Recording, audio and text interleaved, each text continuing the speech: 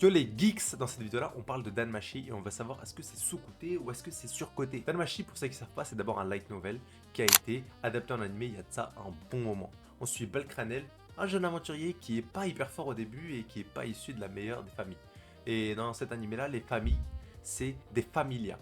En gros, il y a une chef, une déesse, qui va venir guider la famille, qui va être le symbole, qui va transmettre des valeurs, et ils sont pas vraiment égales.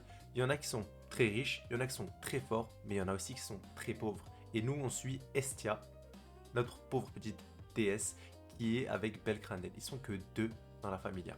Du coup, Belle, il doit aller dans le donjon chaque jour pour se fight contre des monstres hyper dangereux, enfin relativement dangereux, pour gagner des petits cristaux qu'il va revendre à la guilde et se faire son petit morceau de pain. Belcranel, c'est un aventurier qui est plutôt faible au début. Il va se faire sauver par Eyes Wallenstein. Ça va être sa première rencontre dans un donjon et surtout son premier amour. Maintenant, il y a pas mal de choses que que les spectateurs reprochent à Danmachi. Ça passe par d'abord le fan service. Il lui reproche d'avoir beaucoup de fan service. Estia, par exemple, on la voit énormément dans l'animé et elle est à 50% nue. Et ça, c'est hyper dérangeant. Surtout pour un personnage aussi central et qui est censé faire transmettre beaucoup de valeurs, qui est censé apporter beaucoup au lore de l'animé et du light novel. Malheureusement, Estia c'est pas la seule et on va retrouver pas mal de fanservice aux alentours de l'animé et il y a aussi l'aspect harem qui rejoint ce délire. Il y a beaucoup, il y a beaucoup de points communs avec un harem autour de Belcranel, mais c'est, j'ai envie de dire, si tu passes outre, c'est pas la mort. C'est pas ça non plus qui va dégoûter de l'animé, même si ça commence avec des points négatifs. Et c'est pour ça que les gens ils vont s'attarder sur les points négatifs et ensuite ils vont passer à autre chose, ils vont se dire ouais ça en vaut pas la peine. Parce que pareil, on parle du fanservice, il y a aussi le début qui est assez classique. C'est un début qui est plutôt lent, où on retrouve un personnage un petit peu perdu, un petit peu bloqué dans sa routine, et surtout qui est répétitif dans pas mal d'animés. Un personnage qui n'a pas beaucoup de pouvoir, un personnage qui a un gros potentiel, un personnage qui part de rien pour tout accomplir au final. Et le héros, il est pas si aimé que ça. Parce que c'est un héros un peu naïf. C'est un peu un héros faible, naïf, qui sait pas ce qu'il fait et qui est un peu neuneux. Mais au final, si on s'attache que à cette première image, bah on passe à côté de pas mal de choses.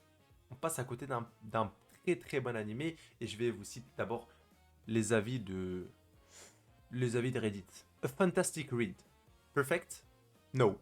But highly enjoyable and addicting. Definitely with plenty of different mythologies being mixed into a creative action adventure romantic comedy. There is something for just about everyone. Donc pour traduire, pour ceux qui captent pas trop l'anglais, je vais pas faire le mec qui comprend l'anglais et tout, t'as capté, mais ils disent en gros, c'est une très bonne lecture. Parfaite, non. Mais qui est très addictive. Ouais, avec pas mal de différentes mythologies qui sont mixées avec de la créativité, de l'action, de l'aventure et une comédie romantique. Et il y en a pour tout le monde. Et je suis d'accord. Franchement, déjà, je vais en parler après de la romance de Belcranel, mais il dit qu'en gros, il y en a pour tout le monde. Si tu cherches des combats, tu vas en trouver. Tu cherches de la romance, tu vas en trouver. Tu cherches du lore, de l'histoire, tu vas en trouver, parce qu'il y a un aspect mythologique grec qui est plutôt bien développé. Et je vais te lire un deuxième commentaire. Light novel, très cool, mais pas l'anime. Voilà, tu fais ce que tu veux de ça. Light novel est très cool, mais pas l'anime. Light novel are great, the anime is okay. I don't think I would call him a Marisu. Bon, la deuxième partie de la phrase, elle n'a pas trop de rapport avec le début. Je vais t'expliquer pourquoi. Au début de la phrase, il dit The light novel are great, ça veut dire que le light novel il est bien et que l'anime il est un peu moins bien. Et I don't think I would call him a Marisu. En gros, Marisu, c'est une sorte de personnage parfait, genre. En gros, les gens, ils comparent beaucoup Belcranel à un personnage qui est un peu parfait, qui a toujours les bonnes idées, qui a toujours le bon comportement, qui a toujours cette naïveté, en fait. Ce qui est assez vrai. Finalement, c'est assez vrai, mais Belcranel, il perd quand même des combats. Belcranel, il prend pas toujours les bonnes décisions. Donc c'est peut-être un peu abusé de dire ça. En général, on ressort beaucoup le fait que le light novel est meilleur que l'animé. Donc si t'as un mec, une meuf, qui aime bien lire, franchement, lis-le. Et l'animé, un petit peu moins recommandé, mais si t'es un mec comme moi qui aime pas du tout lire et qui préfère regarder les animés, regarde l'animé, il est tout aussi bien. En vrai de vrai, il est tout aussi bien. Malgré le fait qu'on lui reproche pas mal de choses. Comme ce que j'avais dit tout à l'heure avec le fanservice, le début classique, le héros qui est pas trop aimé, la certaine lenteur au niveau de la progression du personnage, parce que oui, ça arrive pas d'un claquement de doigts, pardon, le fait qu'il soit hyper fort et qu'ensuite enfin le fait qu'il soit super gaze et qu'ensuite il devienne super fort d'un coup, comme on peut le voir dans SAO, Sword Art Online, avec Kazudo qui est directement hyper boosté. La progression ici, elle est justifiée. Les level up, ils sont toujours justifiés. Je pense que c'est des points positifs aussi pour l'animé. Chaque level up est lié à une action assez traumatisante pour le personnage principal. Que ce soit avec le Minotaur. Le Minotaur très très puissant qui n'était pas censé être là où il était. Bon, attention spoil, je vais pas spoil non plus. Ou avec le quartier des plaisirs, ou avec les profondeurs du donjon. J'en dis pas plus, j'en dis pas plus. Ça sert à rien d'attraper ma veste, j'en dis pas plus. Et Beltranel aussi, c'est un bel exemple au niveau IRL, dans la vraie vie. C'est un bel exemple parce que, en général, dans les animés, si tu veux tirer des bonnes choses d'une œuvre, tu peux. Là, en l'occurrence, c'est l'effort, la responsabilité, l'assiduité, c'est l'entraide. Et c'est assez cliché, mais quelque part, si tu peux t'en servir pour en trouver une force, ben il faut le faire. Et là, en l'occurrence, l'assiduité, d'aller tous les jours dans un donjon, répétitivement, pour peu importe l'objectif. Là, en l'occurrence, c'est gagner des cristaux pour pouvoir survivre, pour pouvoir faire vivre sa famille. Mais tu peux aussi prendre ça dans l'aspect aller à la salle de sport. Parce que oui, nous on est des geeks, mais qui sont quand même sportifs, qui sont déterminés, qui voulons atteindre des choses, de grandes choses.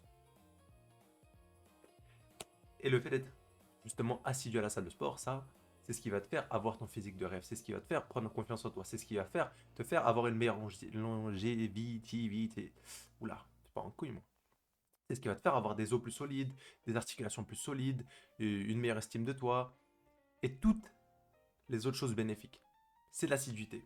Le fait d'y aller chaque jour, un petit peu, et pas s'arrêter, en choisissant le bon programme, en choisissant un programme. D'ailleurs, je te conseille full body ou upper lower. Donc un jour haut du corps, un jour bas du corps. Ou chaque jour, tu fais 4 exercices, 2 du haut, 2 du bas. Ça peut être par exemple pec, dos, quadriceps. Voilà, je te donne des petits exemples tout court. C'est pas le sujet central de la vidéo, mais c'est toujours un bon petit rappel de se dire, ok, là on parle anime, mais à la base, nous, faut pas oublier qu'à côté, on fait du sport. Faut pas oublier qu'à côté, on a des projets, on a des envies, on a des objectifs. Que ce soit voyager, que ce soit créer ton business, créer ton contenu, que ce soit... ça peut être tout et n'importe quoi. Là, j'ai pas d'exemple qui me viennent en tête d'un coup. Donc on va finir tranquillement avec la troisième petite partie qui est objectivement. Objectivement, ce qu'on peut en tirer de Dalmachi. C'est certes les critiques, c'est certes un light novel qui est peut-être meilleur que l'animé, mais finalement, quand on prend en compte la création du monde, donc la création du monde dans l'œuvre, la mythologie, les systèmes de familia, démarque l'animé. En fait, on le voit vraiment pas souvent ces systèmes. Avec les familles, qui ensuite ont leur spécificité, qui ensuite vont guider justement la famille Freya, la famille Héphaïstos, la famille Loki, la famille Hestia. Freya, c'est la déesse du plaisir, de la luxure, de tout ce qui est associé à ça finalement. Héphaïstos, c'est la création. Donc dans sa famille-là, ils vont être spécialisés dans la création d'armes pour pouvoir aller se combattre dans donjons. Loki, c'est la stratégie. Et quand on rejoint deux familias, par exemple, Héphaïstos et Loki, on a la stratégie plus la création d'armes. Plus tu appelles une autre familia qui est spécialisée dans le combat, et là, on a une armée pour pouvoir aller se fight contre des gros monstres qui menacent justement la cité d'Orario. Et au final, on a une relation entre les personnages qui est vraiment pas mal, ou du moins que j'ai beaucoup apprécié. Et objectivement, on pourra dire ce qu'on veut, mais la relation entre Eyes, Wallenstein et Belle, elle est hyper bien ficelée. On a d'abord le premier contact avec le donjon de Eyes qui sauve Belle, puis une romance très légère au fur et à mesure des saisons, jusqu'à arriver à un rapprochement très léger, qui n'est pas encore ça, et ça fait son charme. Parce qu'on en a marre des animés où ça, en deux épisodes, tac, tac, tac, les deux personnages, ils sont à deux doigts de se marier. Moi, je trouve ça gaze. Mais là, objectivement, objectivement et subjectivement, on a une relation entre les personnages qui est vraiment pas mal. La double face de Freya, sans spoil, sans trop en parler non plus, mais Freya, son développement, il est vraiment pas mal. Quand on prend les choses comme ça, est-ce qu'on peut vraiment dire que c'est un animé qui pue la merde? Bah non, finalement, c'est un bon animé. Est-ce qu'il est sous-coté maintenant? Pour conclure, je vais dire que chez nous, en Europe et dans le reste du monde, il est un petit peu sous-coté. Parce on n'en entend pas beaucoup parler, il n'est pas jugé à sa juste valeur. Au Japon, il est jugé à sa juste valeur. Les gens kiffent l'animé, le light novel. Et ça aussi, si vous préférez lire, lisez le light novel. Si vous préférez regardez l'animé. Ça, c'est mon petit mot de fin. Et si vous avez kiffé la vidéo, les gars, donnez de la force s'il vous plaît, likez, abonnez-vous, commentez, rejoignez le Discord et restez fort, focus et surtout un geeks.